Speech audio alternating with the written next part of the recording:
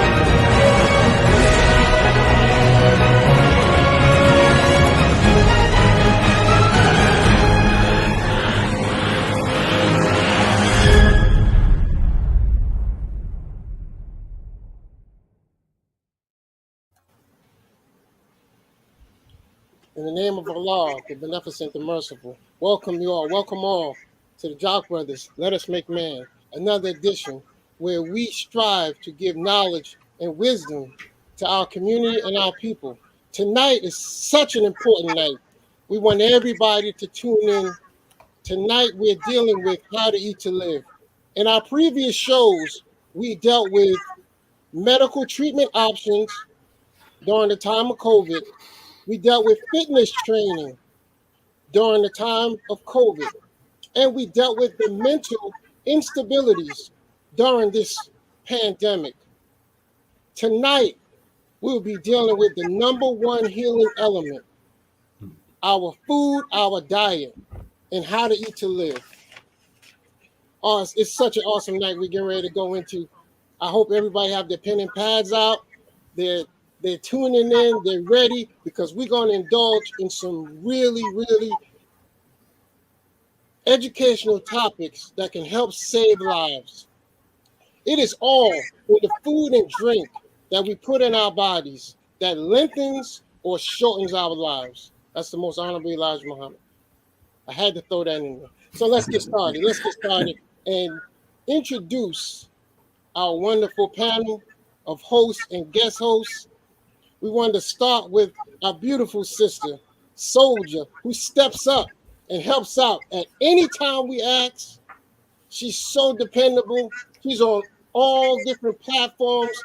She's everywhere. You turn around, you hear her, you see her. She's helping out on all fronts. Our sister that we love to have, our sister Mariam. Please give her a strong Jock Brothers round of applause. The love is felt. Assalamu alaikum, family. My name is Sister Mariam Alima Warith, and I am again honored to be here with my beautiful brothers, Brother Kawi and Brother Ahmad.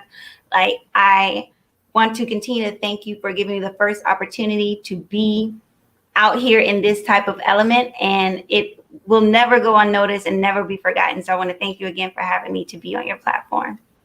Thank you, ma'am. Thank you, ma'am. Sir. And we welcome you. I am your brother, Brother Ahmed. We also have Brother Jackie, who's on his way. You know, he's fighting the system so he could get here, so he could deliver the word from How to Eat to Live. And with no further ado, we have our great brother, Brother Kawi Muhammad. Please bring him on with a great round of applause. Jock Brothers. Assalamu alaikum, family. Thank you for tuning in to another episode of the Jock Brothers Presents. Let Us Make Man. Excuse me so much. Man, we got an explosive brother on the show tonight. I've seen him on several platforms, and every time I saw this brother, it just motivated me on a whole nother levels, whole nother spectrum. So, man, I got my pen and pad ready. Please get your pen and pad ready as we get taught how to lengthen our lives and live a longer, healthier life. So, with no further ado, look, thank you for coming to our show, brother. And before I go any further, I'd like to thank everybody that always tunes in to support the Jock Brothers. I mean, I really can't put in words how much we appreciate you tuning in and supporting us each and every week. So I just ask that you continue to do that. We are growing. We are trying to do big things for the community. Man, love you much for that. And again, you know, for those that have donated to the Jock Brothers platform, we so much appreciate the donations that you have given. But this night, we're not going to necessarily ask you to donate to the Jock Brothers platform as we usually would. We have another initiative that we have in mind, and that is our prison initiative. We have so many Muslims, whether they know they Muslims or not, that's incarcerated. That's right. And we are on a quest to get the Final Call newspaper in 1,000 prisoners' hand. We already called the Final Call office. We already got the prices for you. So we asking you to please sponsor a brother for you can sponsor a brother for 3 months for $18. You could sponsor brothers for a half a year for $30. And you could sponsor a brother or sister that's in prison for a year for $60. And they'll get the Final Call newspaper every week. We'll keep them informed as to what's going on the streets. So please, that's the initiative we got going on. We would like to reach 1,000 inmates. And if you know somebody that's in prison, that's in jail, that you feel need to get a Final Call newspaper, please inbox us on Jock Brothers Viewers. That's at the bottom of the page. Jock Brothers Viewers at gmail.com. It's nothing more honorable than giving. And this is a good opportunity to give to some people that can't give for themselves. So please donate. And if you look at the bottom of the screen, you'll see our Cash App scrolling at the bottom of the screen. It's $ Jock Bros. Once again, $ JAKQBROS. Please let's support our brothers that's in the prison. And with no further ado, back to you, Brother Ahmed. Thank you, Brother Kawi. Thank you, Brother Kawi. Okay, so let's get started. Let's get started with the show. Our guest tonight is no other than Dr. Akili Muhammad, affectionately known as Dr. Akili to all of his family, who we are now. That's right. We got him on the show, bro. He's part of the Jock Brother family. Praise be to Allah. He attended Medical College in Nashville, Tennessee. He completed his residency in the University of Texas. Dr. Akili practiced in a federal-funded health facility in Houston prior to opening his own private practice in 2003. Being traditionally trained in allopathic Western medicine, he has concluded that in medical society with the best technologies, the most doctors, medications, and medical facilities is not producing adequate solutions to restore and heal the body. As such, Dr. Akili now studies how to eat to live by the Most Honorable Elijah Muhammad and alternative therapies designed to provide a holistic approach to restoring the body through nutrition and alternative therapies. Evaluating the whole body is what is needed in holistic health. Recognizing this need and the lack of information available to the society, Dr. Akili began offering a series of how-to seminars designed to educate and improve mental, emotional, and physical health. He actively educates society by speaking at schools, religious organizations, and community organizations. Dr. Akili continues to take time out of his schedule to address restoring your health in your kitchen, for he believes that the prevention is worth more than the doctor bills. Oh, please, with no further ado, bring him on with a great Jock Brothers round of applause, Dr. Akili Muhammad. Thank you. Such an honor to be on this show, brothers. I've listened to many of your interviews. You all always do a wonderful job. And then, of course, I got to add my sister. So it's Jock Brothers and the sister tonight, right? But I'm going to tell y'all just this right off the top, man. That introduction, man, y'all raised the bar so high, man. How anybody doubt that introduction was live? I really like that. Ahmed, go ahead, brother Ahmed. Yes, I ain't sir. mad at you, Yes, brother. sir.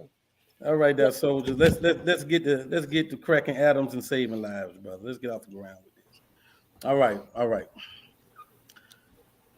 I'm gonna be honest with everybody. I don't tell many people, but I was really sick in February, very sick. I really believe. Well, actually, I had COVID. I struggled for like anywhere from 3 weeks to a month during the whole experience. And one thing about it, the believers came through, and they brought me all kind of supplements. They brought me vitamin B, C, D, D3K. I had some fish oil. I mean, I had all kind of vitamins over here. I'm gonna be honest. I was in love with the garlic. I was popping the garlic harder than the vitamins, but I was still taking the vitamins in the water. My question to you, brother Dr. Keeley, was, let me set it up. I had an aunt that was very big on supplements. This about 20 years ago. When she passed and they did an autopsy on her, they said they had a stomach full of capsules in her stomach, undigested supplements. Yes. So, are supplements good for you? Do it help? Is it the real deal?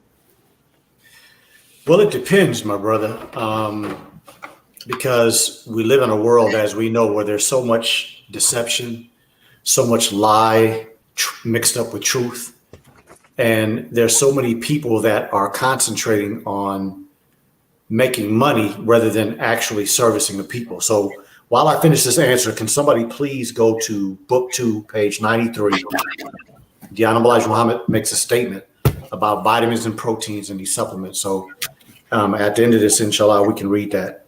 But, okay. So in the last, I would say, well, during this pandemic, of course, many people reach out to me and they show me their supplements and they want me to evaluate them for them. And I have literally had multiple Muslims taking supplements that had pork byproducts in them. Whoa. I have had multiple vegetarians who did not want to have soy in their diet have soy in their supplements. I've had multiple vegetarians and vegans have supplements that have animal organs and animal byproducts in them. And so that, I think, is just an example on how we can't just take it as a blanket statement. I'm going to go to GNC, or I'm going to go to the vitamin shop, or I'm going to go to this or that, or even some of these people, black people online. You have to take your time and do your research, because there are so many of these products out here that are made in a laboratory. They are not from food. They're not from a natural source. And if we don't know, anytime you see any product that says natural flavors, a scientist can go to nature, get something from a plant, go into the lab, change it up in any way they decide. And because they started from nature, they can call it natural flavors, but that's just another, like we started off with, right? That's a lie mixed up with some truth. And that, to me, is the problem when it comes to supplements. Are there some good ones out there? Absolutely. Are the majority of them garbage? Absolutely. And so we have to take our time and do our diligence to research. Now, I'll put this caveat, and then inshallah we can read what the Honorable Elijah Muhammad says. The minister has told us that the food is depleted. The food doesn't have the same type of nutritional factor that it had in the 50s and beyond then. That doesn't mean that we go away from eating the right food. And so I want all of us to understand that the word supplement doesn't mean it's your diet. Supplement means you're adding it to something else that you're doing. So that's first. Let's not think that we can eat anything we want to and not try to follow How to Eat to Live and then take a supplement and you're going to be okay. I don't agree with that reality. We have to strive on How to Eat to Live, and the supplement can give you maybe what may be missing in the food. But let's not be confused that if there's a low amount of nutrition in the food, then how is it winding up in your supplement? So let's get ourselves back into balance, right? Struggle for balance. We need to stay balanced. and understand that eating the foods that the Honorable Elijah Muhammad lists in How to Eat to Live, and then using a good supplement that you have researched and done your diligence to make sure that you're getting something that is good for you, then I think that you may be on the right path. But I don't support supplements just in general because of the fact that people have a tendency to take that information and run with it and don't stay in the balance of that. Did I answer the question? Yes, sir. Yes, sir. Wow.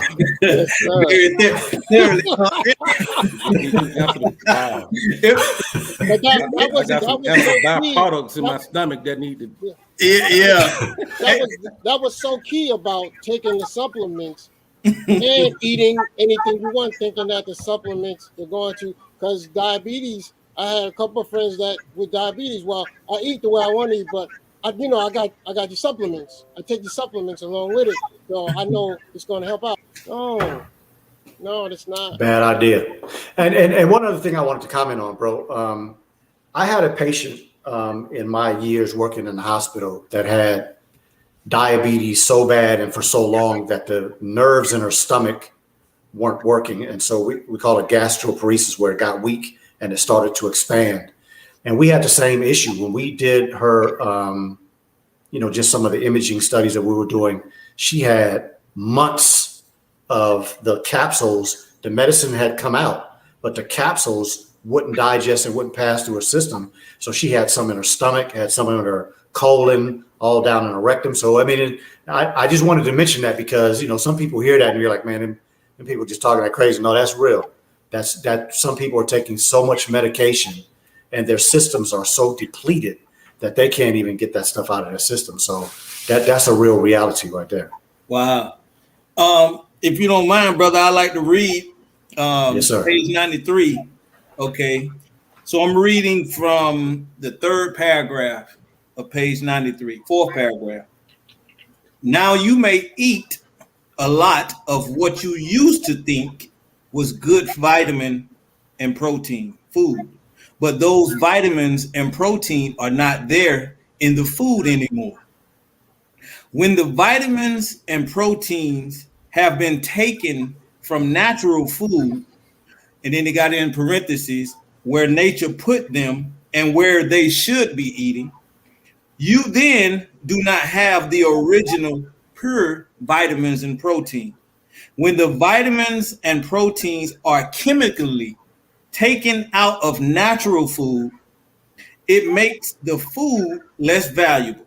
The chemicals used to take out vitamins and protein from their natural place in food, and the chemicals used to keep and preserve the vitamins and proteins make it not too safe for us to eat vitamins and proteins in pill and liquid form. From the man himself, right? And if I may add this, on page 176 in book 2, the Honorable Elijah Muhammad makes a statement at the top of the page. He says, the less you eat, the longer you live. And so I would just like to say this. We know we live in a world that is full of commercialization. The Honorable Elijah Muhammad tells us that in How to Eat to Live on multiple occasions. But we have to start rearranging our minds. The teachings of the Honorable Elijah Muhammad should rearrange the thoughts of Black people, brown people, indigenous people. We have to stop thinking that it's so necessary to load the body with so much nutrition. Oh, I'm going to take 5 of my vitamin C and 25,000 milligrams of my vitamin B and 4 million pounds of this. We got to get out of that thinking, brothers and sisters. The less you eat, the longer you live. In that statement is a powerful ideology, and that is that when you eat your food is when you should be getting these vitamins, when you should be getting these nutrients. And here it is, the man that has the best health plan on the planet is telling you the less you eat, the longer you live. So are there times when we need more nutrition? Like, brother, you were talking about when you were sick. Yeah, during that period of time, you may need to take an increased amount. But to go in these extreme places that some of these people are out here talking about, no, that goes against the body. It puts more work on the body. And so let's start to rearrange our thoughts. If you're taking supplements, that's okay. But just understand that the same way that the Honorable Elijah Muhammad says, eat one meal a day, or eat one meal every other day, or eat one meal every 3 days. And as you go in that direction, you get healthier, and you live longer. Then it's the same thing with supplements. Take them with your food, but don't think that you have to load your body with so much because of these people out here that have made themselves so-called experts. But hell, look at them. Look like they ready to die. Don't follow people that look crazy. So just you just sparked another question. I mean, the other people you're talking about. I mean, I guess the nutritional guru that everybody always referred to is Dr. Sebi. I've heard stories how people had terminal cancer. They were diagnosed with it, but they took his methods, his philosophies, and all of a sudden, their cancer was cured. Or there's no traces of it in their body no more. What is your take on Dr. Sebi in regards to, in compared to what the most honorable Elijah Muhammad is saying in terms of, I guess, how to give yourself better health or cure these diseases? Yes, sir. So let me first say, nothing that I'm about to say is in any means to disrespect or say anything in a negative manner about Dr. Sebi. Dr. Sebi was a great mentor of mine at one time because he's a black man that stood against a system that notoriously destroyed black people. Come on, black man. men, black women, anybody that stood up against the system gets destroyed. That's right. And I believe that's what happened to him in that prison, might I add. But that man was a great example of how to stand against a system and have zero fear. And so I'll just say a couple of things so that nobody gets me misconstrued as I'm trying to say something negative. Every person out here that has a name that is very popular, we have all failed and we have all achieved. That's just the reality of medicine. I have a personal cousin that had her third bout with breast cancer. It had spread all over her body. She used Dr. Sebi's products, but she didn't live. Did I fault Dr. Sebi for that? No. You cannot take any person or any situation and just make a blanket statement. Every person is different. How did they function? When did they get it? How many different treatments have they taken? What was their nutritional value like? What is their overall ability to take care of themselves? What is their mental capacity to handle what they're going through? So I didn't say that to knock Dr. Sebi. I'm saying at the same time that many of us that are out here in this world of trying to help people, we fail sometimes and we achieve some good goals sometimes. And so that's just across the board, because I don't like when people say things like, well, Dr. Sebi healed all this and this and that and this and that. Yes, he did. And that's a beautiful thing. We congratulate him for that. But there's a balance to everything. So don't try to make people a God when you need to be finding a God for real to put in front of your life. But I met with Dr. Sebi personally on a flight from Houston, Texas to Philadelphia. We talked the entire way. I was impressed by everything because he's just as powerful as in person as when we see him on his videos. But what he said to me was that he started from how to eat to live. And then he went and he started learning something from a Chinese herbalist. And then he went down to South America, started learning from other people. And so he started putting all these different things together. Now, again, I love the man. Great example that he set. But I put nobody above Master Fard Muhammad and the book that has his name on it that was written by the Honorable Elijah Muhammad. And what did he say? If somebody can come find this for me. He says, what was that? I'm trying to find a page. Give me It's just in book one. I think This Sister is book Mariam one. wanted to I know tell- exactly what he's about to say. page 48. The Yeah. top of page 48, please. We must not be confused, I repeat, with the various advice offered to us from the modern day food and medical scientists. If you take their advice and try to eat all of the different kinds of foods cooked in their many different ways at all different times of the day, and their many different suggestions on how much you should eat, you will most certainly die. Brother and sisters, I repeat, it will most certainly kill you, with the exception of the Orthodox Jews' food, which is good. That's not what I was thinking that you were going to say. Well, that's exactly what I wanted to say right there, because although I have much respect for Dr. Sebi, in his explanation to me of how he got where he went, he automatically went against the first book that he read. He went against the best health plan that I've ever seen. I read Layla O. Africa's book. I listened to all of Dr. Sebi's lectures. I listened to Dr. Alim. I listened to Afua when I first started making my transition out of traditional medicine. And I am here to tell you, all of them are great people trying to do a wonderful thing, but nobody can touch what Dr. Elijah Muhammad taught and How to Eat to Live. Come on, and when man. Dr. Sebi took that as his initial foundation and then started mixing it up with all these other things, that's why Dr. Sebi's plan is confusing, because he has so many different things that were brought from so many different parts of the world, and he put it together in a place that he might understand.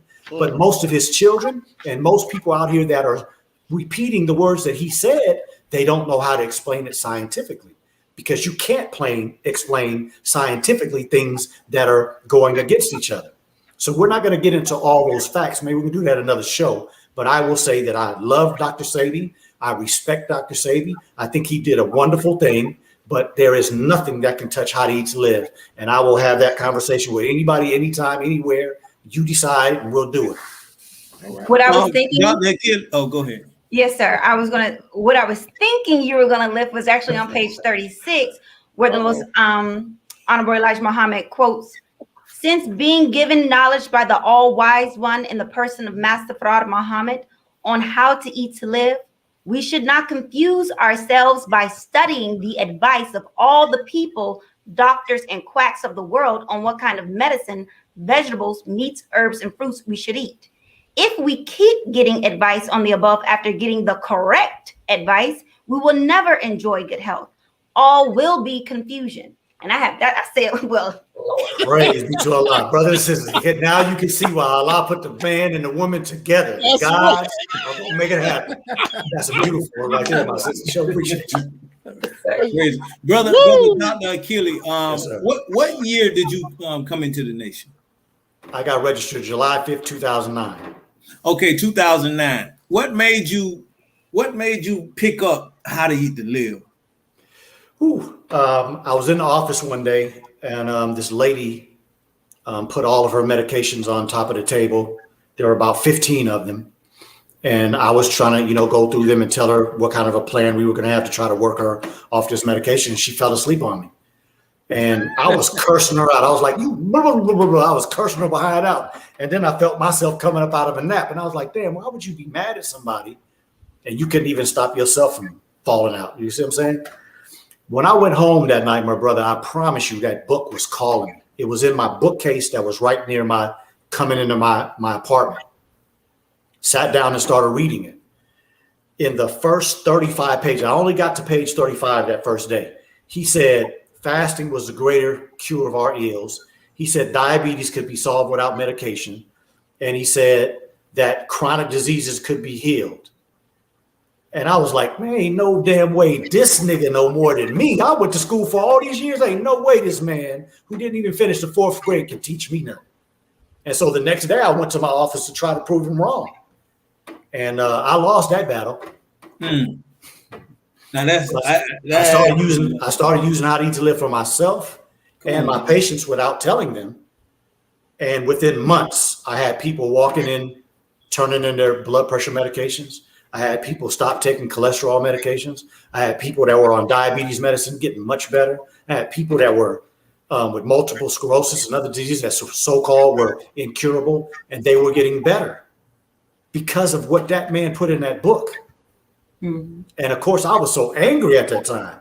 I was happy that I read the book, but I was angry because it was making me question everything that I had learned. I mean, those 3 statements right there turned many of the things that I read in medical school into a lie. Mm-hmm. And then he proved that it was right. And so I was angry that I spent all those years in school, all that money, had loans that were just, more than most people's homes. And, I just had to arrange things for me to gain confidence through that book and see the benefits of it. And it's been a journey ever since, my brother. Man, thank Allah, man, for you picking up How to Eat to Live, because Praise be to I came Allah. in the 90s. How to Eat to Live was I mean, it was How to Eat to Live was number one behind Yes, the final call. I mean, but How to Eat to Live really was just number one, and we lived different. I was in my 20s, actually 22. We lived different, but How to Eat to Live kept our discipline and our countenance a certain way. That's right.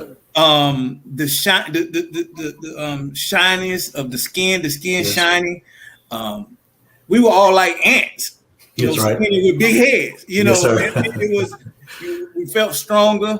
So I'm so elated that someone picked up How to Eat to Live, because really it's going to take a village to get all of us back on How to Eat to Live. That's right. Because since Dr. Aline, we kind of put it behind. So I'm wondering, I want you to talk about the 3-day fast, if you would. What are the benefits of the three-day fast? Why should a believer get involved with the 3-day fast? Why should I do it? Yes, sir. The first reason that you should do it is because the man, Honorable Elijah Muhammad, who is undefeated, said so. And he was taught by God. That's the first reason. Undefeated. I'm not going to put anything above that, right? Because Yes, sir. let's be clear to everybody that may be listening to this, whether you're in the medical field, you know somebody in the medical field, I could care less. There is nothing that justifies the Honorable Elijah Muhammad. You can forget that type of talk.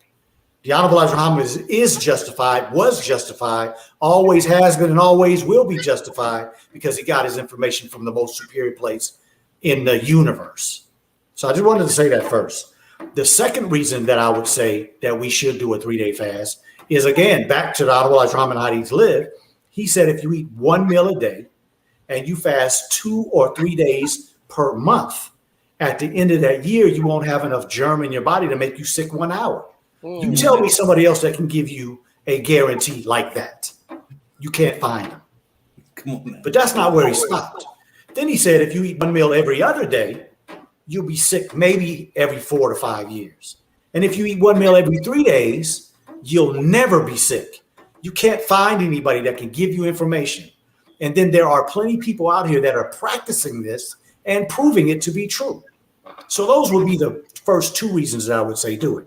The third would be there are many studies from around the world that are saying after a 3-day fast, you have completely renewed your entire blood system.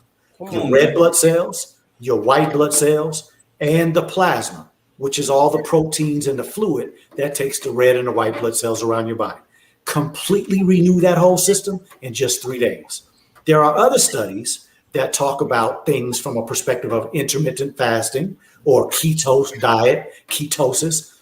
All of that madness is just people saying what the Honorable Elijah Muhammad wrote in How to Eat to Live and putting a different coin on it. Just terminology a little different. But the point is that when you eat the right type of foods and then you go 3 days with no food, your body starts to break down fat.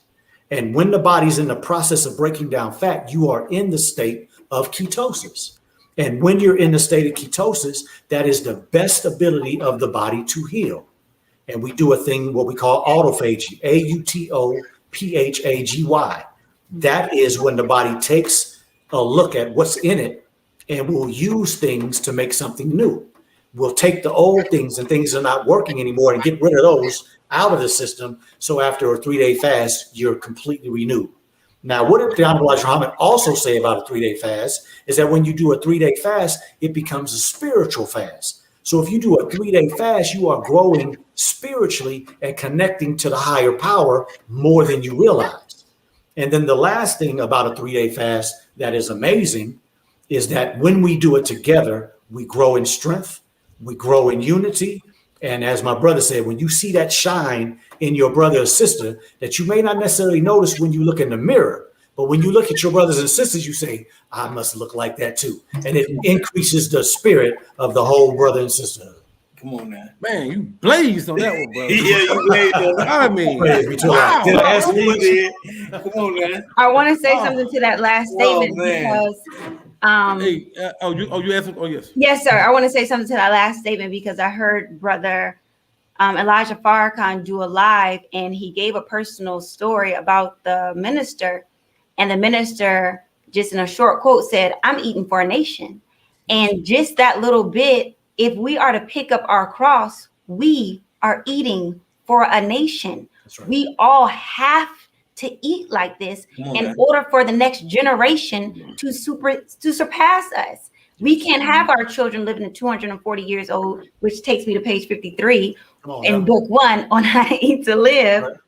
He said, if we start our infants eating 1 meal a day as soon as they are able to partake of solid foods, it would enable them to live to an age of 240 years. When I read that last year, my daughter was 10 at the time. I said, well, he said an infant. That's right. She's 10. She old. So that day, I went to her and I explained to her, I think I had the book. And I said, well, I want you to read this. Okay, she read it. So you're going to eat 1 meal a day. My daughter is on 1 meal a day. Come on now. And I'm just going to go ahead and follow his directive. And inshallah, if I bear more children, I'm going to do exactly what he said, because each generation has to surpass the next. I do want to go back to when you were speaking about medical doctors and, them giving out diagnoses.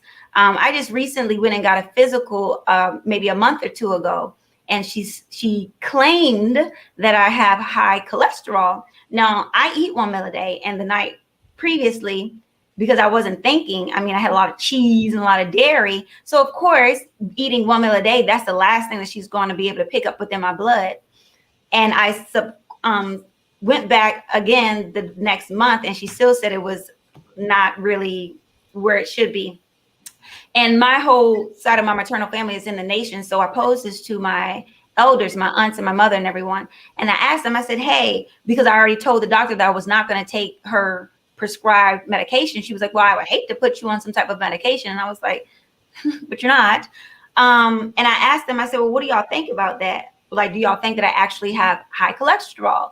And my cousin told me, you have to remember that they are they're framing everything from them, not us. So if the baseline is them, then it's not going to be relevant to us because we are two different people. So the question that I have is, how do you recommend navigating on the outside healthcare and what they are giving as recommendations or prescriptions within how we should really partake that information? Wow. Such a beautiful question. Let me first say that everything that you just expressed and the question that you asked goes back to separation. Because the first thing that the Honorable Elijah Muhammad does is challenges us here, right? So when he tells somebody, if you start feeding your child from the time they start eating solid food, 1 meal a day, and then he talks about the types of foods, your child will live to 240. That's a challenge for all of us. Because none of us right here, well, let me not say that. I've never seen anybody older than 110. I don't know anybody that's seen anybody 240. And I should say that I know somebody that saw somebody 180. I know somebody that saw somebody 160. And that was when he took a trip to Motherland and went to Kenya. They went to some of the back countrysides. And there were some people that were that age still herding cattle, still taking care of their everyday reality. But most of us as Black people in America, you say 70 and we start having joint pains. You say 80 and the person probably on a walker or a cane or stuck in a bed. Because that's our reality, right? So when we start talking about 240, you got to start stretching the mind to think differently. And then when you start talking about all the things that we've just finished talking about, we're stretching the mind. I could never be sick when everybody in my family dies in their 50s, 60s, 70s. And so, sister, that reality is so true because it's been known for as long as I've been in the medical field that most of the measurements are based on white people. They take nobody else into consideration. So we're talking about when you're measuring your child in the initial phases of a child's life, and they start telling you your child is too small or too big or too long or whatever the case may be. My child ain't white. So that's not an appropriate measurement. The blood tests and most other things are that same way. Now, they supposedly have started making some changes since about 2010. Whether they did or they didn't doesn't matter. The point is that we have to pull ourselves out of the thinking that they have contributed to us. Because the other aspect about cholesterol is that you can't really assess cholesterol by looking at it, right? If we're looking, let's say we're at rate, I don't do races, but let's just use that as an example, right? The white folks sit down and look at that attractive car. I mean, them people crazy. But just imagine if you said, I'm not going to watch the cars going all around. I'm going to try to find my car by looking right here. And these cars are moving so fast, you can't see nothing. Mm-hmm. And so that's kind of the way blood work represents sometimes. You took blood out of a person and you're measuring right here. Yeah. Were they making adjustments? Come on. Are they on a decline for some reason? Did they have enough water? Were they in a detox state? Did they just eat? Were they fasting? So many things that can make adjustments to that blood work. But most doctors can't think themselves out of a wet piece of tissue paper. So we just got to take it for what it is and put our mind on something different. So I have a question. So I got like two questions. A 4-part question. Well, yeah. So, doctor, you know, I heard you. You went to school. I know that this is what you teach now. I know you have had conversations with doctors that deals with, you know, this subject.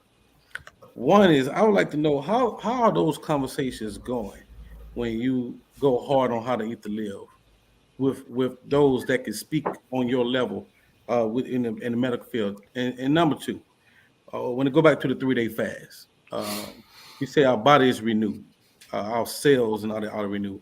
Is that renewing? Could it aid in building your immune system strong enough to deal with COVID in some cases? In all cases, I would say there's not a case where a 3-day fast wouldn't improve a person. Now, the significance of that improvement is based on what the Honorable Elijah Muhammad said. If you eat the best of foods, you see what I'm saying? So some of us don't know what the best of foods are. Some of us are doing the best we can. Some of us have no clue how to walk into a grocery store and pick the best of foods because you damn sure can't pick what's the lowest price. You know, Elijah Muhammad told us about eating cheap foods. Right. We'll find that in a few minutes. So yes, the 3-day fast will help everybody that's existing in this pandemic because the Honorable Elijah Muhammad told the truth, right? We all know that as we continue to live, we look at the things that the Honorable Elijah Muhammad said before some of our parents were born, and we can't find a lie. We can't find anybody that's taken any of his teachings and said, this right here is not true. This is false. He lied on this. There's still a $10,000 check waiting for anybody that decides to come up with that type of information. So at the end of the day, when the Honorable Elijah Muhammad tells us to eat the best of foods, and he tells us to fast 2 to 3 days, that would work in the pandemic as well. But the problem is that some of us have put our minds on what we think the best foods are based on taste, based on what mama's been cooking, or based on what my wife cooked, or based on what I cook. That don't necessarily mean it's true. We have a book, How to Eat to Live, that everybody should get and read. It's the best health plan, I promise you, ever. But then there's an MGT that get taught how to take that book and apply it to another level. Brother Dr. Akili, as I sit in front of you, would not be, let me repeat, I would not be as good as a practitioner of how to eat to live without my wife and MGT. All right. Come so on, man. That's off the top. Say that again. That's the reality. And I can't bend the truth when it comes to that. Now, on that same tip is the reason why no doctor that is a colleague of mine, whether they went to school before me, during, or after, can ever argue with me. Because anytime we're together, everybody looks at me and talks about how good I look. And I don't return with that same greeting. Brother, hey, Dr.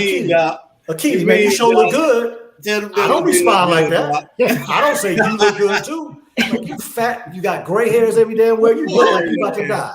Oh no. And I don't say that to them, but that's what I'm thinking about their head. So to me, and I'm not saying that to put anybody down. That's not my point. My point Come on, is man. that their compliments of me is their proof that the life that I'm living has a value. The fact that I can talk about the different people that I've seen walk up out of diseases is unheard of in medicine, because all they do is treat, throw a pill, surgery, procedure. That's the answers. And many of my colleagues totally respect me in person, but then they run and they do a little gossip and all that kind of stuff, but it's okay. As long as they respect me when they see me, they're going to be all right. Talk behind my back if you want to, but eventually that will be shown as well. But at the end of the day, you know, that part of, I would say, my ego, and maybe even when I first started studying How to Eat to Live, how it kind of helped me decipher through what was good that I learned in medical school, what good that I learned through those trainings versus what was no good. That comes to give you a lot of confidence, you know. And there are many doctors around this country who probably would never want me to mention their names in public, but they send me their patients when they don't know how to handle them. So I think that speaks for itself, you know what I mean? And again, I'm not trying to put any of my colleagues down. What you are hearing out of my mouth today, brothers and sisters, I believe was my blessing. It was a blessing that Allah put on me. So this is my journey.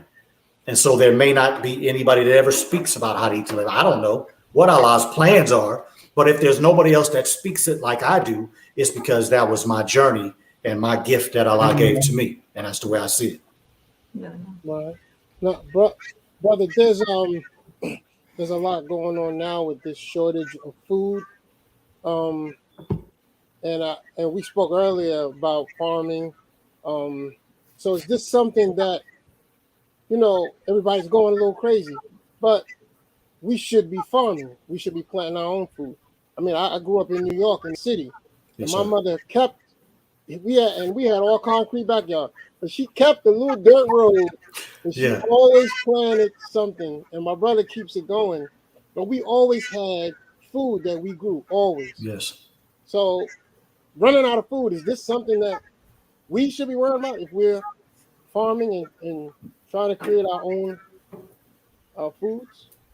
Well, as I know it, brother, the scripture says, come out of her, my people, so that you will not partake of her pestilence and her famine.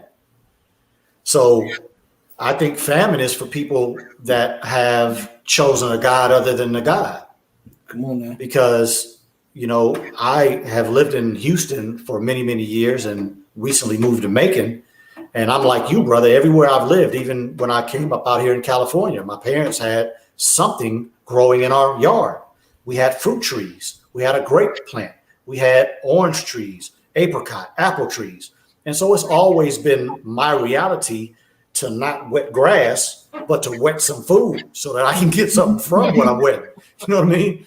Right. And so, you know, right now I have a plan within the next couple of months to buy no tomatoes out the grocery store, no bell peppers out of the grocery store, no onions out of the grocery store, and whatever else comes out of my garden that I'm successful with.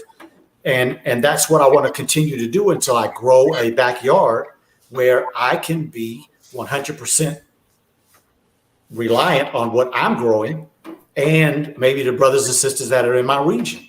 Mm-hmm. And if we have a belief in Allah, when will a seed not grow in soil? Mm.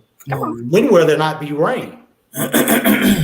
When will there not be signs everywhere we go, right? I talk about this all the time. As I travel around this country, I like to drive. It gives me peace. Get in your car. You know, you drive from, let's say, Houston to California, to Riverside, which is where I'm from. The majority of the time you're driving, you see plants, you see nature, you see rocks, you see mountains, you see open fields. The minority of the time you're driving, you see houses and buildings and all that. So the majority of this earth is still available. Mm-hmm. And I save everything from out of the kitchen. When my wife cooks and cuts off the peel of a potato or cuts out the center of the tomato or takes out the center of the bell pepper, takes the banana peel, the apple core, none of that gets thrown in the trash. All of that gets put in my worm bin, buried in the ground around some food, or I put it in my compost bin. So if we're doing that on a regular basis, you are producing the reality of how nutrients are put back into the soil, which is what's going to put the nutrients in the plant. So when you pull the food from your plant, you know there's some nutrition in that, and you can start to improve your confidence that because I grew this food, and because I prayed over this, and because I did my diligence to do this right, I'm eating a food that's not nutrient missing. It's nutrient dense. And so if we start getting to grow our own food, and we trust in Allah, pray in Allah, and make sure that we're formulating our lives in a plan of righteousness, as the minister said in the criterion, he said that as long as you are in the state of repentance, Allah will have grace and mercy for you. And so we need to be in that perspective, because the other thing he said, I'm paraphrasing now, he said that there's a relationship between heaven and earth. So we could take that and extract that. We're talking about we as people on this earth walking walking amongst the reality of this earth. And then there's God and his mind, right? So if earth suffers, heaven doesn't suffer. And so he said, if we get our lives going back in the way of righteousness, Allah will pour rain on your land, and you will have no problem making food. If you're having a problem getting rain, if you're having a problem, and again, I'm paraphrasing, I'm not saying quoting him, but if you're having a problem growing your food, if you're having a problem with nature benefiting you, then you need to get back on your prayer rug and improve your relationship with Allah. That's exactly what it said. That's a very good paraphrasing. Very good. Praise be to Allah. Since he was just talking about farming, I did want to know, and I know you're getting your green thumb right now, but is there maybe an herb that you would recommend that's easy to grow for anyone to start growing in like their small little, so we can get away from supplements, so to speak? Say like, so mullein was one of the things that I took. It was in a capsule form from Whole Foods when I had the summer flu. I call it the summer flu because I didn't get any type of testing, so we don't know what it was. That's right. And yes, and so that's what I took for my lungs. Is there another herb that you would recommend to, complement mullein? Do you know much about mullein? What can you explain about that? And as well as, what do you think is a good crop for us to grow for people that aren't necessarily farming, but for us to have something for supplements? Yes, man. I think that's a wonderful question. My honest answer would be that I would always start with what the Honorable Elijah Muhammad suggests first. Okay. Because although we can go to, and we're not going to have no serious issue about pronunciation, right? You say, I call it mullein. Okay. But we're saying the same thing, right? Yes, sir. Mullein is an excellent herb that helps break down mucus and helps our body fight to get the mucus out. That's one of the reasons that they use it for lung issues so much. Now, I always say that I try to suggest that people lean on food. So another thing that does that is ginger. Another thing that helps with that is turmeric. So rather than spend my time trying to grow mullein, I'll grow turmeric and ginger. Mix that up, make a tea, put it in my food, or sometimes just eat it raw. Some beans. Okay? Come on, man. And put it in the bean soup. So that way you're putting all of your healing things together in your meal. Now, does that mean I'm knocking mullein? Absolutely not. Does that mean I'm knocking the black survival stuff, the elderberry, the sea moss, and the mullein, and all the things that every black person taking? Hey, what about cod liver oil, man? Come on now. All of these things are good, but in all honesty, I try to wrap my mind around what the Honorable Elijah Muhammad taught. And if I can sit down at my bean soup and eat my bean soup and go through the thought process of saying, man, these amino acids are going to repair any broken or beat down proteins or amino acids in my body. The fats in this are going to help my hormonal structures improve. The sugars are going to help build my sugar stores so that my energy is right. All the phytonutrients that are in the navy bean are going to help my system. And now what else? I got the garlic in there. I got the onion in there. I got my turmeric in there. I got my ginger in there. And whatever else these beautiful MGT are doing when they put that bean soup together. Talk about the you can believe, Come right? on, man. You can believe that when you wake up the next morning, your lungs are going to be clear, your kidneys going to be better, your heart's going to be beating a little better, your brain's going to function a little better. And so that's just how I put it, my sister. But to specifically answer your question, I would say all of us need to do research on what will grow in our regions, right? So like you in South Carolina, and now I'm in Georgia. There may be some things that grow in South Carolina that won't grow in Georgia, that won't grow in Houston, that won't grow in Michigan. But that's the interconnection that we have where, hey, look, I'm growing this mullein down here. Hey, I'm over here growing some basil. I'm growing something else up here. And when we see each other, we do that thing that we do and show each other love. And to me, that's what we have to grow to. And that's growing out of leaning on somebody else, right? And then also when we're doing it ourselves, then when I see you, I say, Sister Mariam, look, this is the way I grew them. This is the way I harvested them. This is the way I dehydrated them, or this is the way I canned them, or this is the way I prepared them so that they will last. And we know exactly what's happening, not chemicals, not tricks, not lies mixed up with falsehood. You see what I'm saying? And then when we're sharing things with each other, we know what we're getting and we know the benefit is going to be great. Did I answer the question? Yes, sir. Yes, sir. You didn't. Just quick correction. I live in Atlanta, Georgia, but my mother lives in South Carolina. So that is where the seeds will be planted. So yes, ma'am. We right down the street from each other. Alhamdulillah. Dr. Achille, could you touch on mucus? You talked about it earlier with the mullein. Is it mullein? Yes, sir. Okay. I was watching Dr. Sebi, and he was speaking of bronchitis. He said that's when mucus is in the lungs. Yes. But he also said Alzheimer was when mucus is in the brain.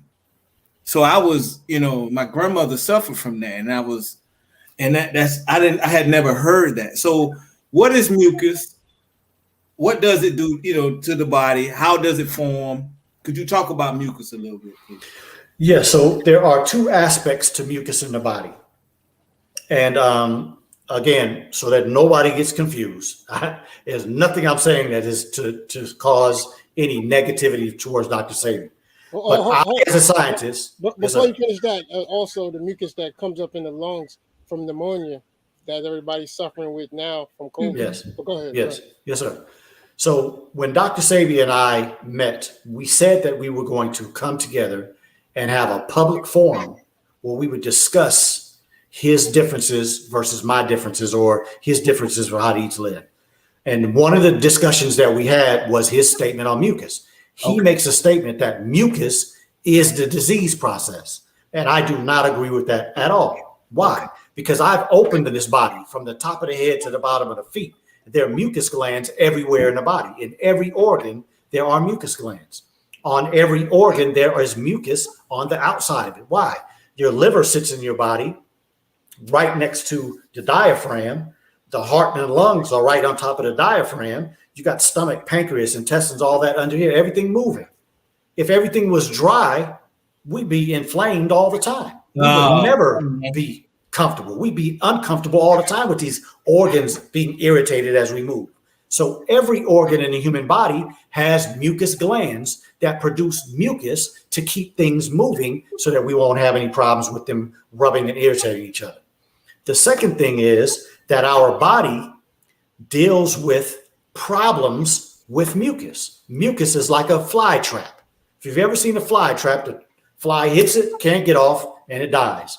Well, the body is the same way. When it sees dead material, when it sees foreign bodies, it produces mucus. Mucus surrounds the problem, and then we cough it out, or we spit it out, or we urinate it out, or we defecate it out, or we blow a nose out, or pick it out your finger, out an eye. If disease was mucus, then all of us would be diseased in every organ every day. That's just not facts. So the reality is that mucus is associated with the cleansing of the body. Mucus is associated with the movement of the body. So any organ that moves like the GI system is doing like that, from the mouth all the way to the anus. What's inside of the system? You put your hand in your mouth. That's wet and it's oily. If you put your finger in your anus, same thing, wet and oily. If we opened you up and touched your stomach, it'd be acidic, watery, and oily. The whole system has mucus in order to keep that process from happening, just like I said with the organs, so that the food doesn't rub up against something dry or the water doesn't run up against something dry. That whole system is made so that it works efficiently. Allah does not make mistakes. So when we see mucus, then that means it's automatically it sees something in our body that don't belong, and that mucus is designed to get a hold of it and get it out your body. When you see mucus, that is a sign that your body is doing work of protecting you and ridding you of what no longer needs to be in the body. Absolutely. Thank you. Praise be to Allah. Praise be to Allah. It's 8:00. We have a brief commercial break, and I really hate to do it because there's so much. Man, there's so much information. We want to give a shout out to our sponsors, so we just have a brief commercial break. Give everybody a chance to get their pen and pads and get a little more focused.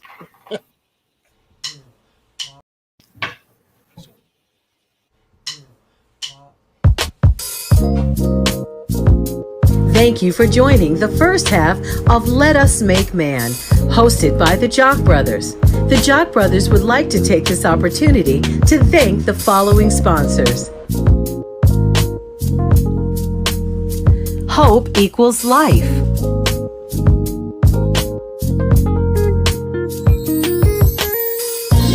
Supreme Waste Removal.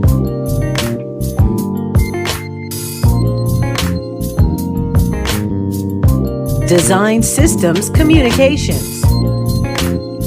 DS Green Air Cleaning. Peace Coin.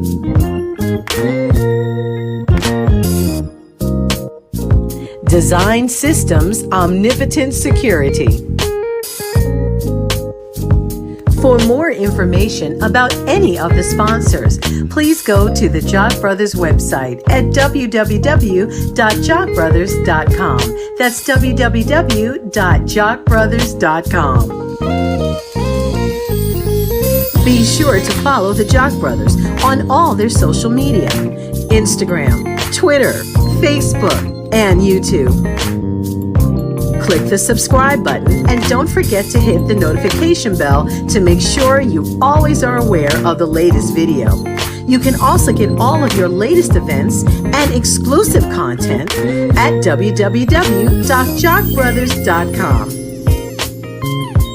And now get ready for part 2 of Let Us Make Man, hosted by the Jock Brothers. Ooh, that was tight. Beautiful. So let me get to, first of all, before I gotta step my game up, bro. Yes, sir. First of all, everybody just viewing, please share this video. Share this, man, because this man, again, he has the information that can help us live an easier, better, longer, healthier life. So everybody, please share this podcast right now. And so let me get right to the next question. It's a craze going on at my job, Dr. Achilles. I'm about to say Dr. C. about CMOS. I just started hearing about this CMOS about 5 years ago, maybe. Everybody's putting CMOS in everything. They say it's supposed to give you energy.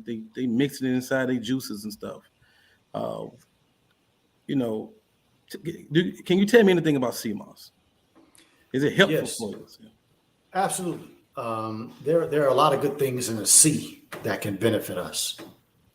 And so when people use products that are based in the sea, like kelp, like sea moss, sea salt, all of these things are full of nutrients.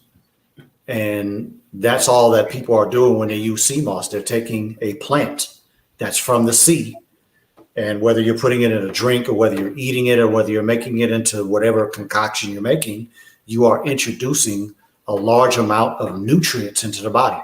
And so we're talking about nutrients in different categories, right? You have nutrients when we're talking about, if I sit down at my plate and I eat, you have major nutrients: fat, protein, sugar. The next set of nutrients would be your vitamins: A, D, E, B, K, C, right? And then you have micronutrients. And that's everything that's on a periodic table: your sodium, your potassium, just everything, as Dr. Elijah Muhammad says, everything in the earth is in the bodies, and everything in the body is from the earth. So that's what you're doing when you're doing CMOS, is you're introducing many of those micronutrients, which all of the body functionings are dependent upon. And so that improves the functioning and the efficiency of the body. And so CMOS is a very good thing. But as I started the program with about being careful and making sure you're doing your diligence to make sure that what you're getting is quality, there are plenty of people out here that are selling garbage as CMOS, selling stuff made in a laboratory as CMOS. So just make sure you're doing your diligence and make sure that the product that you're getting is reputable and that you actually are getting what you're supposed to be getting. Because let me also say this. The Honorable Elijah Muhammad said it doesn't make a difference about following how to eat to live if your thoughts aren't good. Paraphrase. So we have to keep our thoughts correct. And I have seen people take products, whether it's CMOS, whether it's supplements, whether it's a medication from a doctor. Your mind is so powerful that if you think something's going to help you, it literally will, because you think it's so strong. But there's a difference between thinking something and then the maintenance of that benefit, because if there's nothing truly in that CMOS, the benefit will really eventually run out, because the mind cannot sustain itself unless it has the proper nutrients coming into it so it can do the work that it was made to do. So do your diligence, brothers and sisters. And if you need help, your brother's here to help you. Praise be to Allah. Well, beautiful. That actually goes into one of the questions that I have.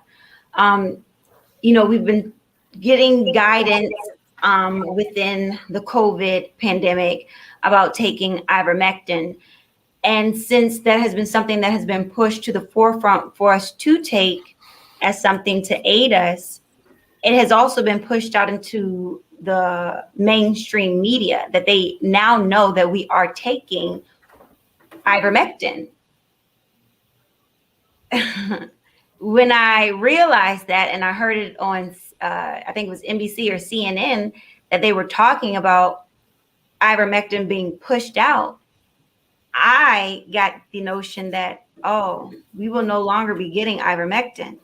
If they are now have caught wind to this, they're not going to give you ivermectin. They're going to give you aspirin. They're going to give you sugar tablets. They're going to give you death itself. They'll give you the vaccine and the ivermectin. So with that being said, how do you feel believers or whomever should navigate finding the proper ivermectin if they choose to take that? I personally haven't bought any because of that. I would not want to spend that amount of money on something that I can't verify is the actual thing.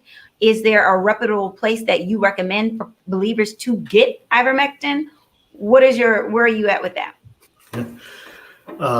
Okay, so let me answer this in way of being reasonable and making sure that nobody can twist my words. Okay. Yes, I have used ivermectin as a physician in the past. Never used it that much. I haven't had a lot of patients with parasites. But when I did use it, it is good for those things. It's good for treating parasites, is what we are taught in medical school. And I'm not talking about parasites like some of us talk about parasites and we don't really know what we're talking about. We talk about parasites and we see these pictures on YouTube or Instagram of these worms all over people's bodies. Right. Those are extremely rare cases. I'm talking about using ivermectin when people have tapeworms and these big worms inside their bodies. Yes. That's what we use ivermectin for. And ivermectin is a very good medicine for those type of things. It works on systems that destroy it and kills it, But then there's a process that you have to extract those worms out of the body. And so it works in those arenas, but it has side effects. It can cause liver problems. When you're treating worms like that, sometimes you have to treat 3, 4, 5, 6 months. And so that is when people are taking it for long periods like that, that is how some of them get liver damage. Now, we come to present time. Our executive council has talked about using ivermectin. Why? Because they're thinking for all of us. They're thinking for all of our people. Some people don't have the type of money to spend on some of these treatments that are out here, whether you are doing traditional medicine or otherwise. So I think it's very responsible that Sister Dr. Ava and Brother Ishmael and Brother Wesley and whoever else has spoken about ivermectin. It's very responsible to be able to tap into something that works and also something that people can afford. So I'm not going to allow anybody to take my words and try to make me seem like I'm going against something that our nation is presenting. So let's just throw that out from jump. Yes, sir. Would my preference be to suggest ivermectin? That's not what I do. I don't prescribe medications anymore. My suggestion is to use the ImmunoBoost 100. And again, this is not trying to present anything for no money perspective. That's not what I'm talking about. I'm talking about what I have seen work with people. I've had people take it and they're working in the ICU and never got sick. I've seen people take the ImmunoBoost supplement and be in situations where they were around high-risk people and never get more than mild symptoms if they did get infected. And so I have used it since 2017, never seen a side effect, never had anybody have any problems. And so I'm just the type of person, when I see something that's effective, it works, and I don't have to worry about side effects, I don't have to worry about it causing any negative things, then I stick with what it is that I use. And so that's Brother Achilles' perspective and how he does his thing. But I pray I answered the question about ivermectin. And let me last say this. Brothers and sisters, there's something I think that all of us, whether you're in the Nation of Islam or not, when we start to see this country go against something that we start to do, especially those of us in the Nation of Islam, you can sink your teeth in the fact that there's something good about it. Ivermectin has had no bad name at all.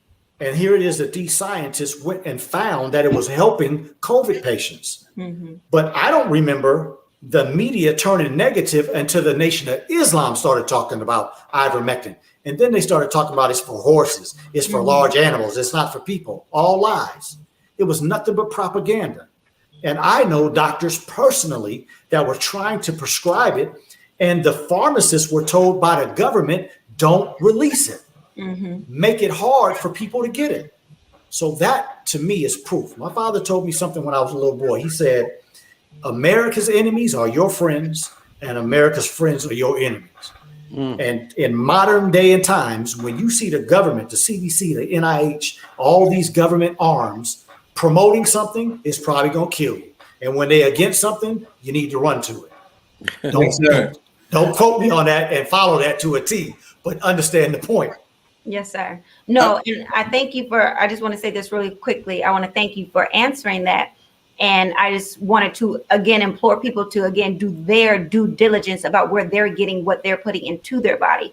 We're not going against anything that our nation prescribes or gives guidance to us. We're in the fold, but do your due diligence when you go out and seek something, because we can't say that it is what it's supposed to be. Facts. All right, brother. I have something. Now, a lot of believers, specifically truck drivers, use this. You know, I eat a lot because I'm traveling. Is that an excuse to eat more than one meal? Yeah. Well, no, I could never give anybody an excuse. I could never support something that doesn't coincide with what Donna Muhammad teaches. That's just plain and simple. But I will say this. I do a lot of traveling. I like to drive. And I know one thing that does keep me awake is something crunching when I'm getting sleepy. So I wind up, when I travel, eating sometimes outside of my regimen as well. Yes. So I don't want to knock anybody that does that, because sometimes that does help some of these people that are doing certain jobs stay awake, be accomplished, right? Because if a person hasn't driven a truck, you probably don't know some of the ramifications of being a truck driver, like needing to get a load to a certain place by a certain time. So, if crunching on some chips or some nuts or something like that is going to keep you awake and get you to your destination so you can put some food on that table and some money in the bank for the wife and the children, I'm not going to knock that, brother. Not nuts though. Me seeds. Hey, people do whatever they do. I'm just telling you some things that I hear. I don't eat nuts. But if that's what a person does to keep them awake while they're behind that wheel, I'm not going to judge that person. I'm not his judge. But then I also will go to the Quran, and this is a paraphrase. I don't know exactly what this is, but it talks about being on a journey and being able to make some allowances. So let's just, have a little mercy and beneficence with our brothers and sisters that sometimes may not be as diligent, maybe not as dedicated. I mean, I'm around people on a regular basis that are not as diligent or dedicated to how to eat to live than I am, but I don't try to put my reality on them. Like I said, I think this is my journey. I believe I'm supposed to be an example for how to eat to live. I don't put that on anybody except me. And so when I come in your presence, I'm going to try to implore upon you through my example that how to eat to live is the best thing you can do. Not by putting you down, talking about you behind your back. Brother Keeley tries to stay away from that type of reality. Well, I'm a truck driver. I'm a truck driver, so I was talking about me. Praise be to Allah. You wanted a little grace for this. So, Dr. Keeley, we got a lot of audience questions. One question I got from the audience is she has a friend right now that's in ICU, and due to a liver disease, she wants to know if there are any type of recommendations for herbs or supplements that can help strengthen the function of his liver, possibly save his life. Do you know any? Can you answer something like that? No, I couldn't answer that. I would have to know more about the person. If I was to say anything, I would be a liar. Yes, sir. Reach out to me if you're interested. Earlier in the show, another question from the audience. You were saying as soon as a baby could take on physical food, he should go to 1 meal a day. That was a question in regards to, I'm looking for, that says that that was a letter written by the messenger that says that 1 meal a day shouldn't be recommended for the youth. Do you remember something like that? Absolutely. And those are not conflicting statements. The Honorable Elijah Muhammad gives a range of reality for us. Mm-hmm. For those people who never want to be sick, they're trying to eat 1 meal every 3 days. For people that want to eat 1 meal a day and fast 2 to 3 days per month, you won't be sick more than an hour. There's a choice. Those are not conflicting statements. The Honorable Elijah Muhammad said that children under 16 should not be forced to eat 1 meal a day. Oh, come on. They should eat 2 meals a day. But the statement that he made about 240 years is for the mother like my sister right here, who has her 10-year-old eating 1 meal a day. Her 10-year-old is going to outlive many people because her mother was brave enough to start her eating 1 meal a day at 10 and wasn't willing to deal with the consequences or the difficulty factor in that. So he said that if you start your child off eating solid, when they can get to solid food, start them off at 1 meal a day, they can live to 240 years. That's a different level of appreciation. That's a different level of diligence. That's a different level of dedication. That's a different level of belief. Right. I don't have the ability to judge anybody. But when I read the book, I'm looking at levels that the Honorable Elijah Muhammad is offering us, and you decide what level you're going to take. Same thing the Quran says when it talks about the foremost. Brother Keeley's trying to be the foremost. I want no excuses. I don't see nobody doing something good that I think that I can't achieve. Sister Mom, you want to say something? No, I said alhamdulillah. Okay, I wanted, on that note too, I wanted to get into, on page 167, he speaks about the water, the intake of water. To eat 1 meal per day and nothing in between meals, not even a drink or milk, not even drinking no milk, pops or juices. You must not eat or drink anything between the meals. You must keep your stomach regulated to that one meal, and when you drink enough water to digest that one meal, then do not drink any more water between meals. Pay no attention to the doctors saying that you need 6 to 8 glasses of water with one meal per day. So Well- that dispelling that whole myth about the 8 glasses of water. Yes. So I 1000% changed my whole perspective on water when I read that book in that section. Right. And to be honest with you, brothers and sisters, I don't know how to explain that. I just know that the amount of water that I was drinking and that anybody else drinks, and the idea of a doctor telling you that you need 6 8-ounce glasses of water is hogwash. There's a scientific reality to how to determine how much water we need. And Brother Keely just doesn't know enough to be able to explain what the Honorable Elijah Muhammad said. So I'll leave it there. Not hogwash. Yeah. Get down with the pigs, man. When you start talking all that madness, that's pig language. He said hogwash. Yes, sir. Okay. Dr. Keely, I was watching you on the YouTube today earlier, getting ready to pose some questions to you. And you briefly stated something, made a statement about which we still do and we have to move away from, serving our dishes in, we know as MGT and just believers in general, we do not cook with aluminum. So you go into Believer House, you're going to see glassware, you're going to see stainless steel. Stainless steel. And iron, cast iron. But we do sell our bean pies in aluminum. And as a person, I have a small service where I do small meals and catering. And I had something in my Amazon cart and I'm so glad that I saw you say that, because I'm trying to figure out a way for people to have either frozen meals or fresh meals and be able to cook them and have it still have my signature on it. But I need to be able to package it in a way that they are not getting harmed, because I know that this is aluminum.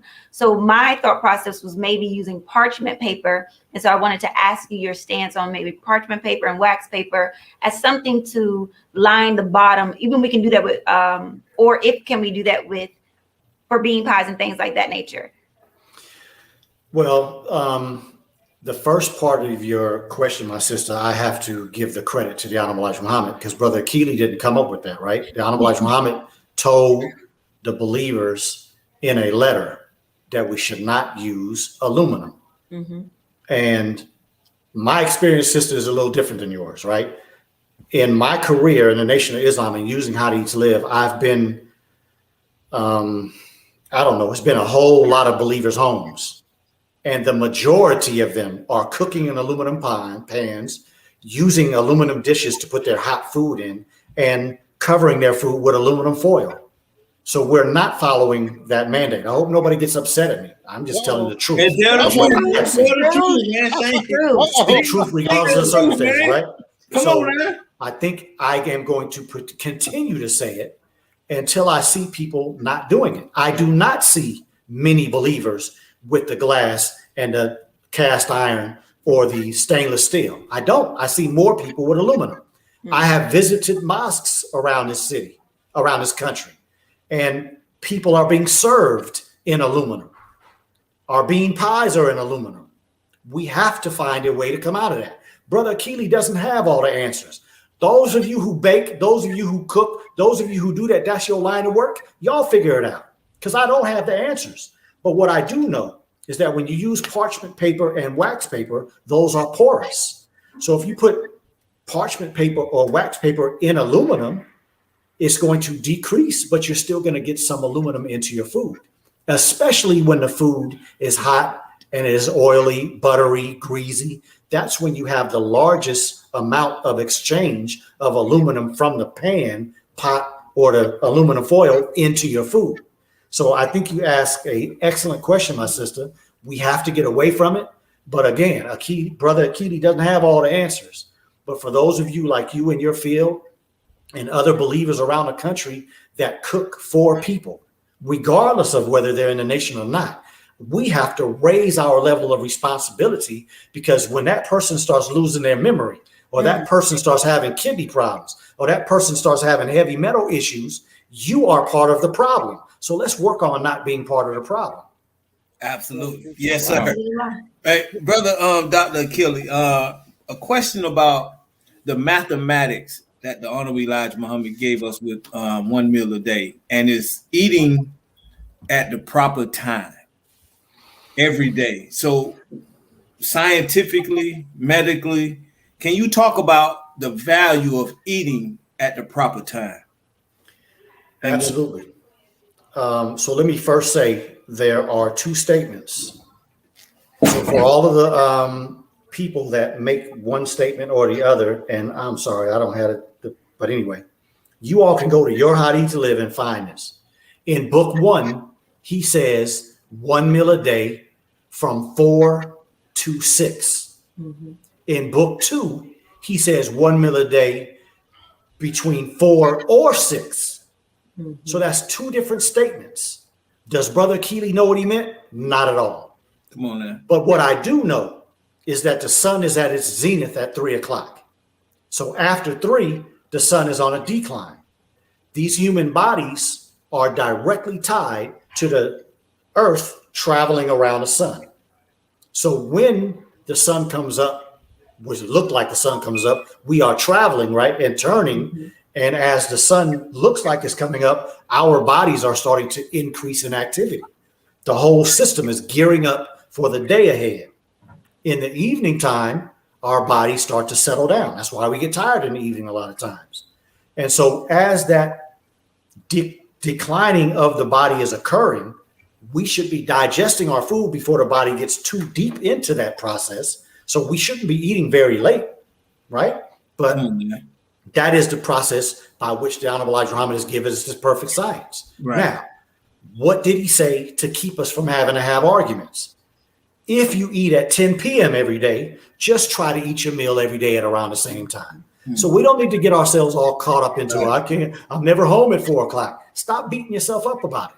Come on, just find a time that's reasonable for you, your family, your lifestyle, and try to be diligent at doing that meal. He didn't say perfect. He said around the same time. So just work on trying to do the best you can. And I'm saying that, brothers and sisters, because a lot of times when I meet with people, we give up trying to split hairs. Come on, man. We stop trying because we don't necessarily totally understand. Just get into the book and do the best you can. I promise you, if you're not a member of the Nation of Islam, I promise you, 1 week, 2 weeks, you'll be absolutely convinced.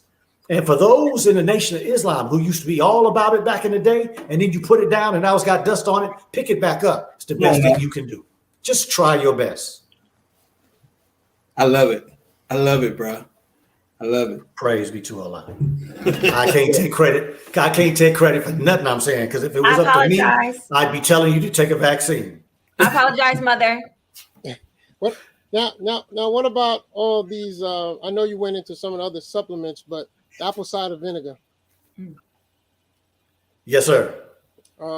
What's the benefits? Is it? So some people are starting to live by it. Is it something? Is the benefits? What are the benefits? Well, apple cider vinegar, of course, is from apples. Apples have very, very, very good amounts of phytonutrients. Mm-hmm. The Honorable Elijah Muhammad told us in How to Eat to Live not to eat fermented foods. But when it comes to the apple, apple cider vinegar, I don't necessarily know if that's a fermented food. It is a juice that comes from the apple that phytonutrients continue to grow in their benefit as they get older, right? It's like a piece of fruit in its ability to become more sweet. As a piece of fruit becomes more sweet, it is increasing in the beneficial things that it can add to the body. And so that is what I do know about apple cider vinegar, but I haven't studied apple cider vinegar in depth to know all of the benefits, but I do know that it is good. Praise be to Allah. Yes. What book was the not eating of fermented foods? That book too? Yes, that's in book 2. I don't remember the page. I have to find it and get back to y'all. Yes, sir. Let me see if I have it on my notes. Jackie got it. No. Thank you, Peaches. No, I'm so glad that I'm just getting into book 2 myself, and I'm glad that you raised that before I was able to get to it, because that was one of the things that I was going to try to get into doing, was fermenting foods, but no need. It's not in our lifestyle. They can have it. Okay. All right. One of our guests asks, is yogurt, could yogurt be considered fermented? No, I don't think yogurt is fermented. Yogurt is aged. Yes. You know, and there is a difference, because in fermented foods, you're talking about a sugar process where the food is getting old and it's producing more like gas and other things like that. I don't know if that's what Donna Washington was talking about. I'm just saying what I know about fermented foods. When you're talking about milk and milk products, as milk products age, they increase in the beneficial things, like I was just talking about the fruit. Now, Donna Washington also says don't eat aged cheese. So there's a limit to that as well. I don't have that exact science, but yogurt, if I can't remember if he mentions that in, I think he does mention that How Eat to Live. I just don't know what page. But no, he mentions yogurt. Okay. Okay. You got it, Sister Mom? You gonna find that too? I'm looking. Come on. We And expect you to get that stuff real quick. One last thing I want to ask you, milk. I heard there are a lot of positive properties in milk. And I'm just, you say you do not. I used to try to do one meal a day, but I used to drink a lot of milk between that one meal. Yes, it helped me. I thought I was doing something positive with it until Brother Ahmed schooled me on it. But let me ask you, can you take milk as a meal? Can milk be considered a meal? And then on top of that, what are the benefits of just milk, raw milk straight from the cow? So my first answer would be the Quran says that milk is agreeable to the drinker. So if the Quran says it and the Honorable Elijah Muhammad says it's good, I don't give a damn who says it's bad. I'm going with those two. That's number one. Number two, we should all look at milk as a meal. Why? Because the Honorable Elijah Muhammad said that milk and whole wheat bread can keep you alive indefinitely. So you all go do yourselves a favor and look up the word indefinitely, and that has to be a meal, because like we said, everything that he said is going to come to fruition at some point. Now, what are the benefits of milk? Number one, they are very similar as far as the amino acids to navy beans, but you don't have to do any digestion, right? When you drink milk, a little bit of processing in the stomach goes right into the system. It is very high in glutathione, like the navy bean, which is the most powerful antioxidant that we know. There are immune cells in the milk. There are a lot of things in the milk that just help the body, and we don't have to do a lot of work to get those beneficial things into the body. And so that's just a few things that makes milk so powerful. Now, I will say that we can't trust all milk. And Brother Keeley is not talking about milk out the grocery store, because in most states, you can't get whole milk that the Honorable Elijah Muhammad is talking about in a grocery store. So you do need to know the questions to ask when you go visit these farms. Just because these people are out here doing something a little different don't mean they're doing right.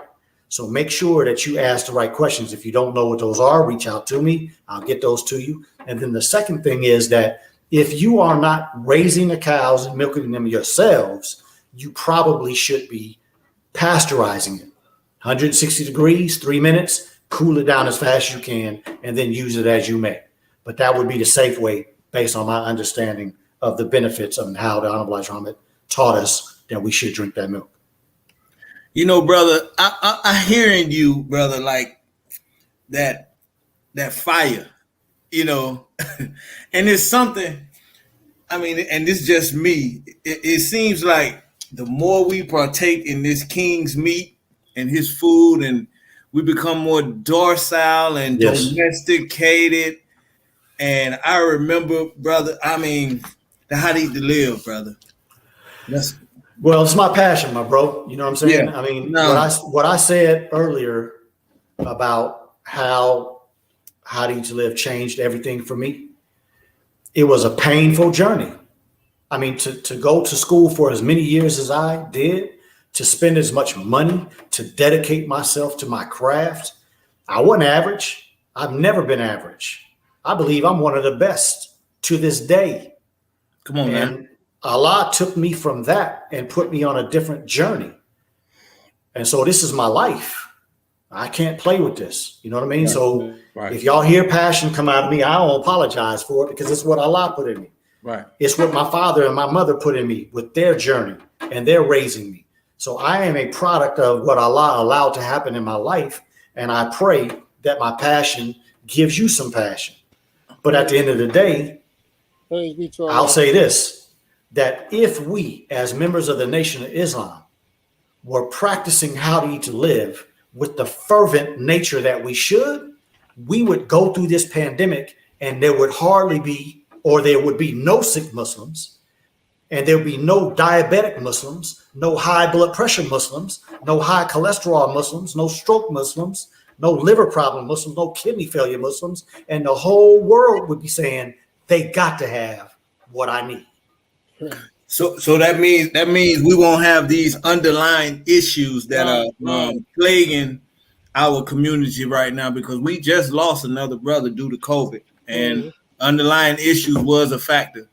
And again, bro, I'm not trying to say anything negative about anybody. I hope nobody takes my words in that manner. Brother, I'm not trying to say anything to slight any person. But the Honorable Elijah Muhammad said you can solve diabetes without medication. If you are a member of the Nation of Islam, we started this damn pandemic in March of 2020. You should be finished with diabetes by now. Come on, he said that you can solve chronic medical problems, sometimes in months or maybe years. Well, damn, you've almost had two. Could you have solved the problem by now? I don't know.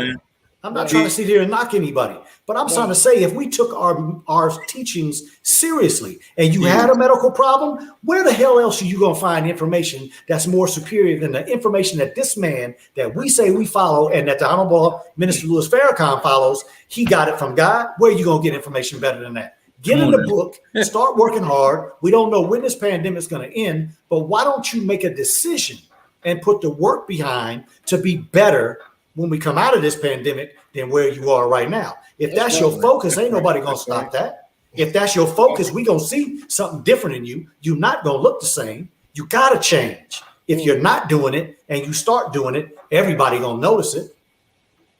About time we get to it. Yes, sir. Yes, Show sir. the world that we have the best teachings. In one of the study guides, I'm forgetting which one it is, the Honorable Elijah Muhammad said, we will not change people by force, and we will not change people by talking. We will change people by being and living what it is that we espouse. Let's get to it, brothers and sisters. Yes, sir. Yes, sir. Well, yes, sir. Well, look, we are at unfortunately we are done with part one, Dr. Akil. We are done with part one of a 18-part series. Of our volume series. So we want to thank you. You gave us some beautiful words just then, but if you have anything else on your heart you would like to say for final words, you can say it right now, sir. I'm just thankful for you brothers, bro. I mean, like I said, I've listened to many of you all's interviews. I do a show every Tuesday. It's not easy. It's not easy to keep up with stuff. It's not easy to come up with an idea every week. And that's just me by my damn self. So I know it's got to be harder for y'all with three. And now you added a beautiful God sister to the table. So, I just appreciate what you all are doing, bro. I pray that the Honorable Elijah Muhammad and the Honorable Minister Louis Farrakhan are pleased with our work, because we are trying to give the teachings to anybody that would be willing to listen. Absolutely. And our job is our duty is the delivery of a clear message. Right. And when I listen to you all, you're giving a clear message. I pray that I'm giving a clear message. And I pray that nothing I said offended anybody. But if you're offended by me telling the truth and being passionate about it, I won't apologize for that. But if I did say something that offended you in a way because of the way I said it or my personality, I do apologize. And I pray that I stay on self-improvement and get better at delivering the word and become as efficient as our minister is. So thank you all for the platform. Thank you for the compliments. I appreciate you, brothers. And all we got to do is schedule it, bro. We can do part 9,650 if y'all want to. Absolutely. That's what I'm talking about.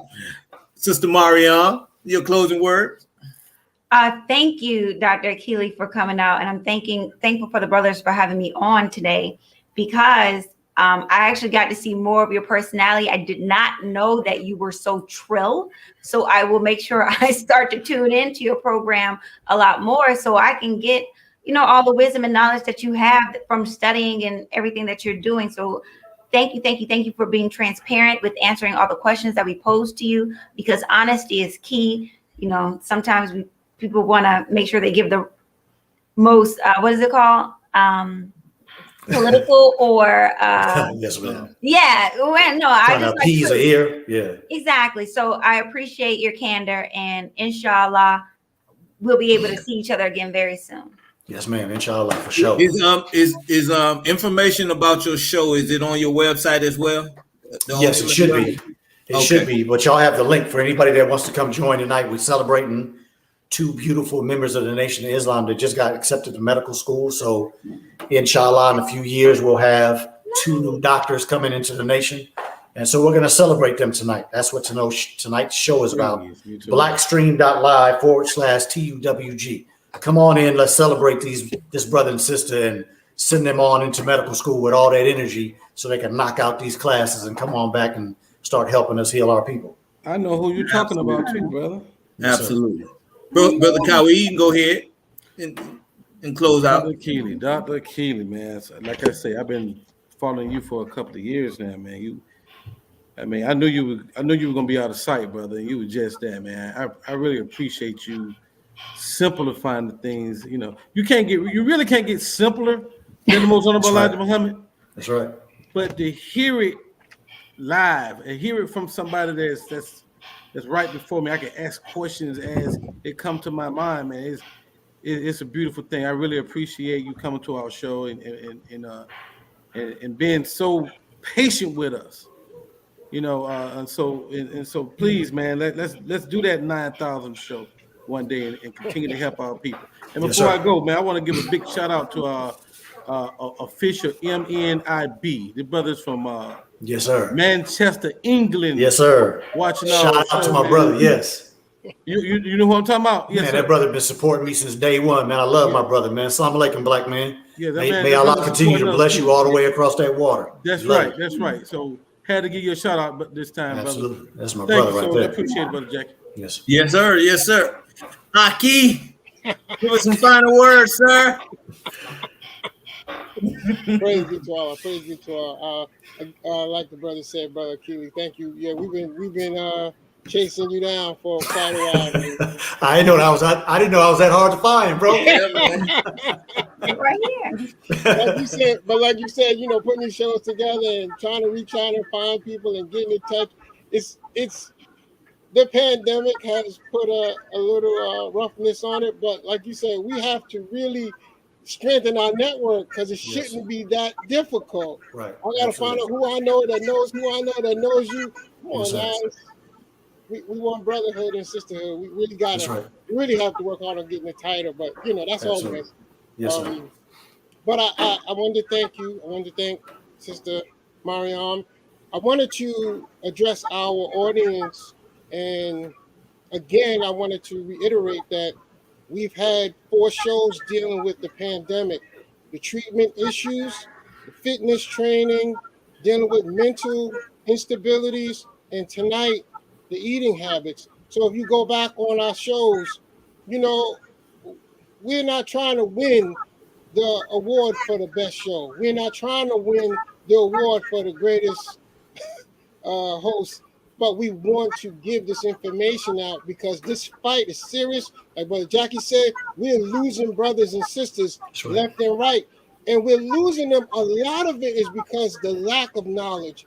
So when they're affected by the pandemic, they don't know how to respond. That's right. They're not preparing themselves in advance to deal with this. They don't know what to take, what not to take. They have the knowledge, but it's a little misunderstood on how to effectively apply it. So we're getting the guests on. We're having the shows. We want to deal with it. We want to win the fight. We want to come out of this stronger. That's We right. want to come out of this with our nation stronger and united. We want to help our people who are not in the nation.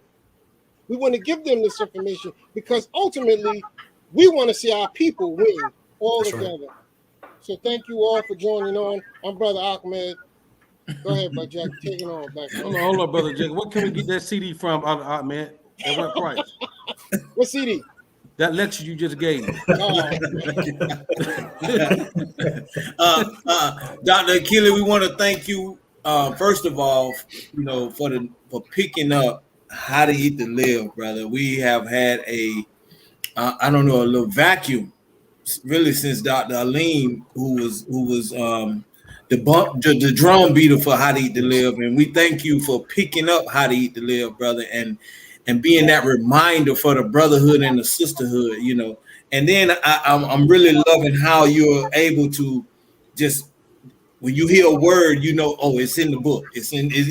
I'm loving it, man, and it's inspiring. And I'm thanking Allah for you, brother, and keep doing what you're doing, brother. Our nation definitely needs it. That's right. We have seen the change from when How to Eat to Live has not been pushed as it used to be. So thank Allah. As a matter of fact, when you came in the nation at one time, you was giving message to the black man and How to Eat to Live. And that was the study. It wasn't no study guide. It was get right first, get your mind right, get your body right. So If I may just say this really quickly, I just want to ride on what you're saying and thank Dr. Aleem, because he was a mentor. He was the example. He started the trail. Absolutely. And so I appreciate him, and I always want to give credit to where credit needs to be given. Absolutely, brother. We definitely appreciate Dr. Aleem. So now we appreciate you the same. So keep it up, brother. Keep pushing. Get you some mentors under you. Get you some young people. Yes, sir. Put that How to Eat to Live in them, Yes, sir. and let's keep it going, man. For sure. So look, this is Jock Nation. We just put up another one. Let's go, Ahmed. Take us out.